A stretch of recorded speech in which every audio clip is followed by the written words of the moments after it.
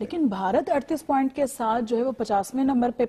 Number پہ یہ ایک بڑی حیران کن بات ہے، کہ میں آج تک یہ سمجھتی ہوں کہ وہاں پہ آبادی بہت زیادہ ہے اور جس طرح سے دکھایا بھی جاتا ہے کہ وہاں بڑا کرپٹ مال ہے، بڑی کرپشن ہو رہی ہے، لیکن مطلب وہاں پہ اس طرح کے 38 پوائنٹ لے لینا کافی بڑی بات ہے۔ یہ جو پاکستان کا میڈیا کی جو ہے نا خاص محبت ہے انڈیا کے ساتھ، وہ مجھے نہیں سمجھ آتی ہے۔ انڈیا کے اندر محبت کی بات نہیں ہے، جو ریئل فیکٹس ہیں اور ریئل فیکٹس کو ماننا چاہیے۔ مطلب اب یہ تو بات ہے، ٹرانسپیرنسی انٹرنیشنل نے 38 پوائنٹس پہ اس کو مطلب دیکھیں وہ پرفارمنس کا بات ہے، جو اچھی پرفارمنس ہے تو مان لینا پھر۔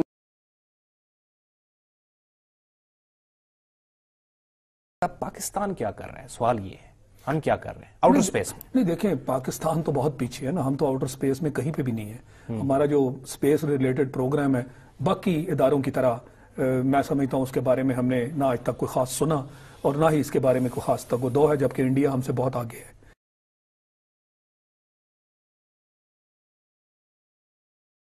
سلمان صاحب، آپ نے اسٹڈی بھی کیا ہوگا اس پورے معاملے کو، ہمسایہ ممالک میں دیکھیں، ترقی یافتہ ممالک میں بہتر آپشن کیا ہو سکتا ہے؟ آر اوز کسے ہونا چاہیے، یا یہ ایک پورا ڈیبیٹیبل ایشو ہے اور پھر اس کے لیے قانون بدلنا پڑے گا؟ واضح نہیں ہے کہ ہمارے ملک میں کیا ریٹائرڈ بیوروکریٹس کو آر او ہونا چاہیے جیسا کہ انڈیا میں ہے، یا جو دیگر ممالک ہیں، یورپ کے ممالک ہیں، وہاں تو خیر یہ دھاندلی کا ایشو ہوتا ہی نہیں۔ وہاں تو یہ بات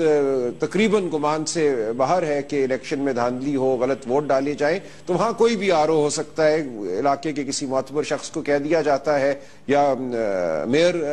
آر او ہو جاتا ہے، تو وہاں پہ یہ مسئلہ نہیں پیدا ہوتا کیونکہ دھاندلی ان الیکشنوں میں نہیں ہوتی۔ تو ہمارے جیسے جو ملک ہیں، پاکستان، انڈیا، بنگلہ، یہاں بالکل غور سے ہمیں دیکھنا ہوگا، اور انڈیا میں یہ ضرور ہے کہ دھاندلی کی بڑی شکایت نہیں ہوئی بہت عرصے سے۔ اب کیا وجہ ہے کہ وہاں دھاندلی کی شکایت نہیں ہوئی، ہمیں بہت غور سے انڈین سسٹم کو سمجھنا پڑے گا اور اس کا مطالعہ کرنا پڑے گا۔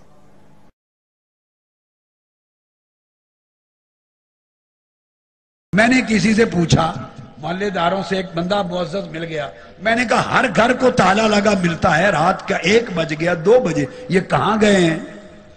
انہوں نے مجھے کہا جی آج انڈیا کی ایک فلم ہے مغل اعظم، وہ پاکستانی ٹی وی پر آئی ہوئی ہے۔ ہر کوئی، کسی کے گھر ٹی وی تو ہوتے نہیں تھے، جہاں جہاں جس کے گھر ٹی وی ہے لوگ اس گھر گئے ہوئے مہمان بن کر مغل اعظم دیکھ رہے ہیں۔ مجھے اس مغل اعظم نے ساری رات برباد کر دی میری۔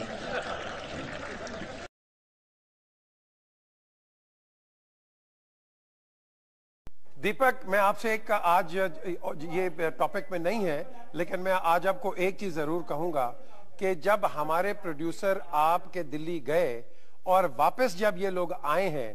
میں بتاتا ہوں آپ کو کہ انہوں نے جتنی آپ کی تعریف میں کروں اتنی کم ہے، بیکوز آپ لوگوں نے بہت ہاسپٹیلٹی دکھائی، ان کو بہت زیادہ ہاسپٹیلٹی دکھائی، اور آج آپ کا میسج لے کے ہر ٹیلی ویژن چینل پہ یہ لوگ جاتے ہیں اور کہتے ہیں کہ یار دیکھو کتنا ہمارے ساتھ اچھا برتاؤ کیا۔ دس از، جس طرح افتخار کہہ رہے ہیں اور کنڈی صاحب اور جنرل صاحب کہہ رہے ہیں، this is the kind of an attitude ہم دونوں کو آگے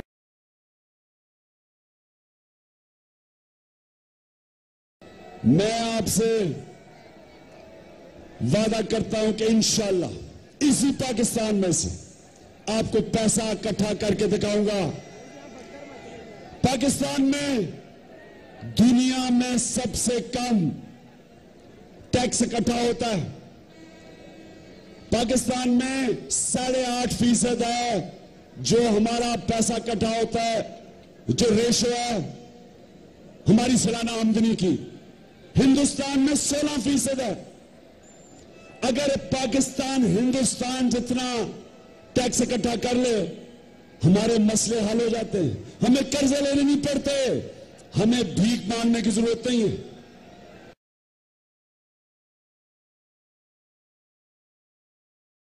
کتنا افسوس ہے کہ ہمارے ملک کے اندر ہمیں جج حضرات کے اوپر بھی اتفاق نہیں ہے۔ ہندوستان میں تو بیوروکریٹس، پرماننٹ سول سرونٹس کو لگا دیا جاتا ہے اور اس کے اوپر اتفاق ہو جاتا ہے، کوئی میجر کنٹروورسی نہیں ہوتی، اور یہاں تو ہمارے سپریم کورٹ کے ججز اور ہائی کورٹ کے ججز کے اوپر بھی 2 پارٹیاں جو ہے وہ اتفاق نہیں کر سکتی۔ یہ حال ہے ہماری جوڈیشری کا کہ اتنی پولیٹیسائز ہو چکی ہے اور ان کے جو ریپوٹیشن ہے، ان کی کریڈیبلٹی جو ہے اتنی انڈرمائن ہو چکی ہے۔ بڑے افسوس کی بات ہے مگر یہ ریئلسٹک بات ہے۔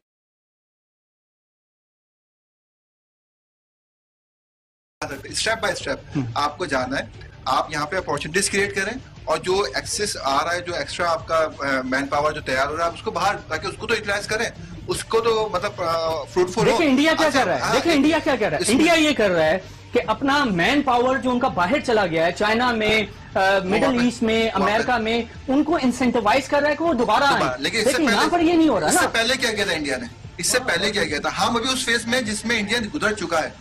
اس نے سب سے پہلے اپنے مین پاور کو تیار کیا، باہر سے ٹرین کروایا، باہر گئے انہوں نے ٹریننگز لی، ایجوکیشن لیا، ایون پارشلی یہاں انڈیا میں لیا، پارشلی باہر جا کے لیا۔ اب وہ اس سسٹم کا مطلب حصہ بن چکے، ویل ٹرینڈ ہے، اب ان چیزوں کو وہ لے کے آ رہا ہے، ایز ایسٹ استعمال کر رہا ہے۔ ہمیں بھی اسی طریقے سے چلنا ہے۔ اور دوسری بہت زیادہ امپورٹنٹ چیز ہے،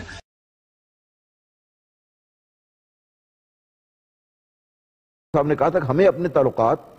جو انڈیا سینٹرک، اگر ہم ہماری جو سوچ یہ ہے کہ جی ہندوستان سے تعلقات خراب ہوں گے تو ہم ڈیولپ نہیں کر سکیں گے، یہ ہماری سوچ میں میرے خیال ہے اس میں تبدیلی آنی چاہیے۔ ہندوستان کے ساتھ تعلقات خراب کرنے کی بات نہیں ہے، ہندوستان کے ساتھ امن میں رہنا چاہیے، لیکن اپنے جو مفادات ہیں ان کی نگہداشت کے لیے، ان کو حاصل کرنے کے لیے جو کچھ بھی ہمیں کرنا چاہیے وہ ہمیں کرنا چاہیے، اس میں ہمیں کوئی جو ہے وہ اپولوجیٹک نہیں ہونا چاہیے۔ جنرل صاحب، ہم دونوں ممالک کے اپنے اپنے ہمسایہ ممالک کے ساتھ تعلقات کا اگر جائزہ لیں تو بھارت تو بڑی تیزی کے ساتھ چین کے ساتھ تعلقات بہتر کرتا چلا جا رہا ہے۔ چین کا جو ٹریڈ والیوم ہے وہ بھی گزشتہ برسوں میں بھارت کے ساتھ بڑھا ہے، اور اگر پاکستان کی بات کی جائے تو پاکستان کا ایران کے ساتھ ایک گیس پائپ لائن کا معاہدہ تک پورا نہیں ہو پایا، افغانستان کے ساتھ تعلق بہتر کر کے ہم سینٹرل ایشین سٹیٹس تک نہیں پہنچ پائے، تو پھر بہتر کون موو کر رہا ہے؟ دیکھیے سچویشن وہاں پہ یہ ہے کہ چونکہ چائنا اس پوزیشن میں ہے دینے کے لیے، تو چائنا کا ٹریڈ انڈیا کے ساتھ بہت بہتر ہے۔ باقی جہاں تک تعلق ہے پاکستان کا، یس میں یہ سمجھتا ہوں جیسا بیگم صاحب نے فرمایا تھا، ایران کے ساتھ ہمارے وہ ریٹنٹس نہیں ہیں، ایران کے ساتھ ہمارا کشمیر کا مسئلہ نہیں ہے، یا ایران کا پاکستان کا مسئلہ یہ نہیں ہے۔ افغانستان کے ساتھ ہمارا جو مسئلہ ہے وہ مسئلہ یہ ٹیررزم کا ہے، اس کو ہم قابو پا لیں گے تو افغانستان سے الفاظ کی حد تک گڈی گڈی ہے یا تعلقات بہتر نہیں ہے، وہ تو ایک الگ معاملہ ہے۔ پریکٹیکل گراؤنڈز پر ہم دیکھتے ہیں کہ $70 بلین کا ٹریڈ والیوم چین اور بھارت کا ہے، پاکستان اور چین کا اگر دیکھا جائے تو وہ صرف $8 بلین ہے، اور اسی طرح اگر صورتحال کا جائزہ لیا جائے تو $100 بلین کا جو 5 ممالک مل کر ایک بینک بنا رہے ہیں، اس میں بھی بھارت کا ایک بڑا سٹیک ہے، چین کے ساتھ مل کر ہے، پاکستان کی وہاں پر بھی موجودگی نہیں ہے۔ پریکٹیکل گراؤنڈز پر پاکستان کہاں سٹینڈ؟ دیکھیں وہی آپ سے عرض کر رہا تھا نا کہ بھارت نے اپنے آپ کو اس پوزیشن میں لے آئے ہیں، اتنی بڑی اس کی جو انڈسٹری ہے، اتنی بڑی جو اکانومی ہے، اس پوزیشن میں اپنے آپ کو لے آئے ہیں وہ لوگ۔ کمزوری ہماری ہے، یہ میں جو پہلے سے ہی کہہ رہا ہوں کہ ہمیں اپنے گھر کو پہلے ٹھیک کرنا ہوگا اندر سے۔ ہمارے اپنے جو معاملات ہیں، چاہے وہ سیاسی معاملات ہیں، چاہے وہ ہمارے معاشی معاملات ہیں، ہمیں ان کو ٹھیک کرنا ہوگا۔ ہمیں اپنے ملک کے اندر، اگر آپ یقین رکھیں، میں سمجھتا ہوں کہ اگر ہم اپنے آپ میں سیاسی حالات کو ٹھیک کر لیں اور ہمارے یہ جو ایک تفرقہ بازی ہے یا جو ہم نے آپ کو مختلف لائنز پہ تقسیم کیا ہوا ہے، اس کو ہم کم کر لیں تو آپ یقین رکھیں کہ 3 سے 4 سال میں پاکستان پوزیشن میں آ جائے گا۔ کمزوری ہماری ہے اور ہمیں اس کو دور کرنا ہے۔